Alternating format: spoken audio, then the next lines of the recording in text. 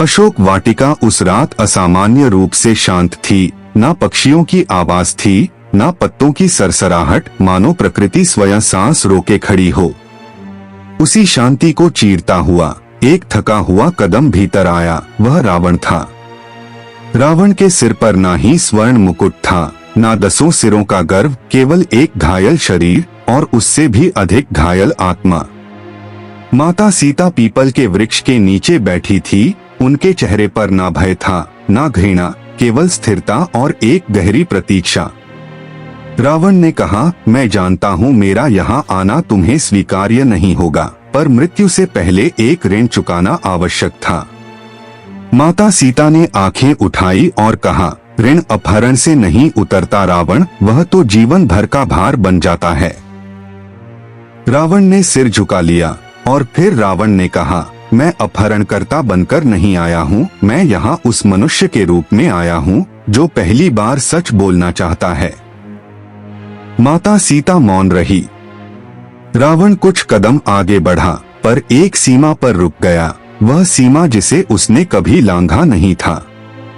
रावण ने कहा, तुमने कभी सोचा कि इतने महीनों तक मैंने तुम्हें छूने का प्रयास तक क्यों नहीं किया? माता सीता ने कहा, संयम को लोग भय समझ लेते हैं। रावण की आंखों में एक अजीब चमक आई। रावण ने कहा, ना भय, ना मर्यादा, बल्कि पहचान। माता सीता ने पहली बार ध्यान से उसकी ओर देखा और फिर कहा, किसकी पहचान? रावण ने धीमे स्वर में कहा, तुम्हारी। हवा जैसे ठहर गई। रावण ने कहा, जिस क्षण मैंने तुम्हें पंचवटी में देखा उसी क्षण समझ गया था कि तुम साधारण नारी नहीं हो, तुम केवल राम की पत्नी नहीं, तुम स्वयं धर्म हो। माता सीता का स्वर गंभीर हो गया। माता सीता ने कहा, यदि यह जानते थे तो अधर्म का मार्ग क्यों चुना? रावण ने कड़वी हंसी हंसी और फिर रावण ने कहा, क्योंकि मैं जानता था कि धर्म को पूर्ण होने के लिए अधर्म का सामना करना ही पड़ता है। कुछ क्षण बाद उसने कहा, अब वह सच सुनो जो मैंने अपने भाइयों से भी छिपाया। माता सीता शांत रही।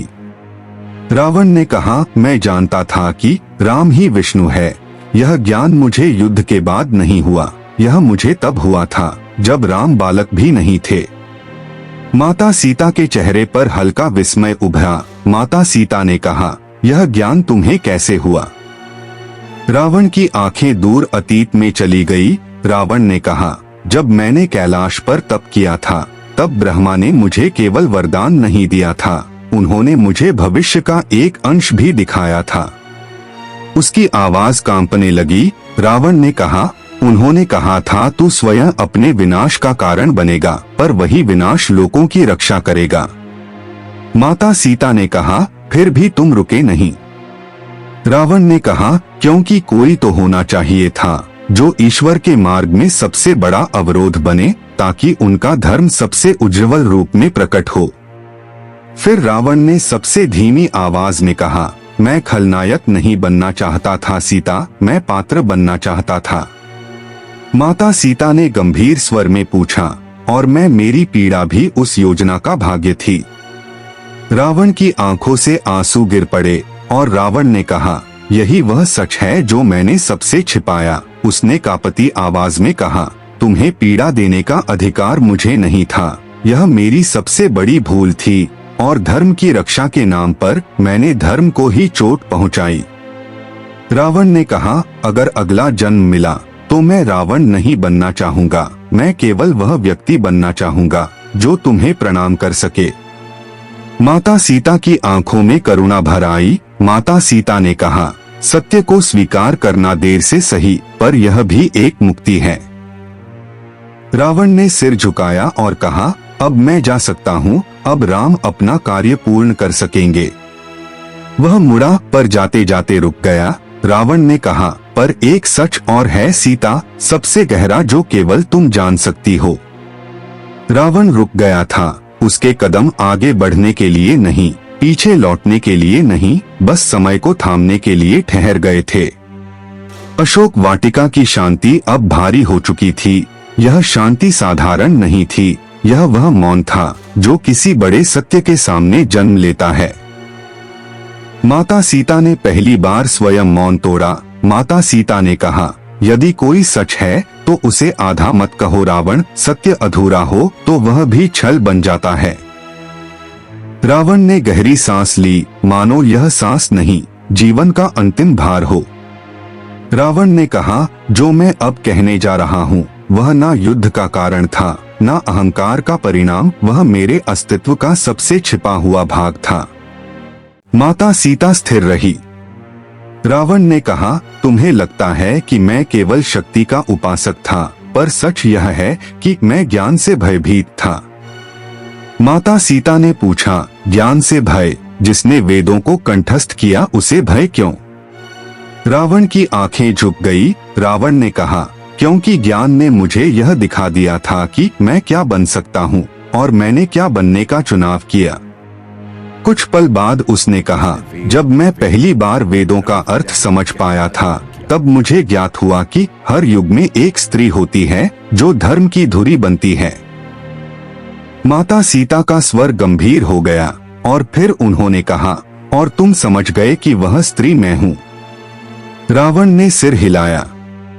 रावण ने कहा, हाँ, पर यह समझ मुझे पंचवटी में नहीं हुई थी, यह समझ मुझे तब हुई जब मैं स्वयं माता के गर्भ में था। यह सुनते ही माता सीता की दृष्टि स्थिर हो गई। माता सीता ने कहा, तुम क्या कहना चाहते हो रावण? रावण की आवाज कांपने लगी। रावण ने कहा, मेरी माता कैसी साधारण स्त्री नहीं थी, उन्होंने मुझे जन्म देने से पहले एक भविष्यवाणी सुनी थी। उसने कहा, भविष्यवाणी यह थी, जिस स्त्री के कारण यह पुत्र उठेगा उसी स्त्री के कारण इसका अंत होगा। माता सीता मौन रही। रावण ने कहा, मैंने जीवन भर सोचा कि वह स्त्री कोई देवी होगी, कोई योद्धा होगी या कोई श्राप। उसकी आंखों में पीड़ा थी। रावण ने कहा, पर जब मैंने तुम्हें देखा तो समझ गया, वह स्त्री ना शस्त्र धारण करेगी, ना युद्ध करेगी, वह केवल सहन करेगी। माता सीता ने धीमे स्वर में कहा, तो तुमने मुझे इसलिए चुना क्योंकि तुम अपने अंत को पहचान गए थे। रावण ने कहा, नहीं, मैंने तुम्हें इसलिए नहीं चुना, मैंने तुम्हें इसलिए छिपाया क्योंकि मैं चाहता था कि धर्म की सबसे कठिन परीक्षा हो। माता सीता की आवाज में पहली बार कठोरता आई। माता सीता ने कहा, परीक्षा के नाम पर किसी की पीड़ा को चुनना धर्म नहीं होता रावण। रावण ने तुरंत सिर झुका लिया। रावण ने कहा, इसीलिए यह मेरा पाप है और यही वह सच है जो मैंने स्वयं से भी छिपाया। उसने कांपते स्वर में कहा, मैं चाहता था कि राम केवल विजेता ना बने, मैं चाहता था कि वे करुणा के देव बने, और करुणा बिना पीड़ा के जन्म नहीं लेती। माता सीता ने उसकी ओर देखा। माता सीता ने कहा, तो तुम स्वयं को धर्म का सेवक मानते हो? रावण की आंखों से आंसू गिर पड़े। रावण ने कहा, नहीं, मैं स्वयं को धर्म का सबसे बड़ा अपराधी मानता हूँ। उसने आगे कहा, अगर मैंने केवल राम से युद्ध किया होता तो यह कथा साधारण होती, पर तुम्हें इस कथा का केंद्र बनाकर मैंने इसे अमर बना दिया। माता सीता की आंखें नम हो गई। माता सीता ने कहा, अमृता की कीमत कभी कभी बहुत निर्दयी होती है। रावण ने अंतिम बार सिर उठाया। रावण ने कहा, अब मैं जा रहा हूँ सीता, अब मेरे भीतर कोई रहस्य शेष नहीं है। वह धीरे धीरे पीछे मुड़ा, पर जाते जाते उसकी आवाज फिर गूंजी। रावण ने कहा, जब लोग राम की विजय की कथा सुनाएंगे तो शायद कोई यह ना पूछे कि उस विजय की कीमत क्या थी। रावण ने कहा, अगर कभी कोई पूछे तो कहना, रावण जानता था और फिर भी चुप रहा, और उसके कदम दूर होते गए। माता सीता ने आंखें बंद की। माता सीता ने कहा, कुछ सत्य केवल सहन करने के लिए होते हैं, कहने के लिए नहीं। उसी क्षण अशोक वाटिका की शांति फिर से लौट आई, लेकिन अब वह शांति पहले जैसी नहीं थी। यह कथा हमें सिखाती है कि सिर्फ यह जान लेना कि क्या सही है पर्याप्त नहीं होता, सही को चुनने का साहस ही वास्तविक धर्म है।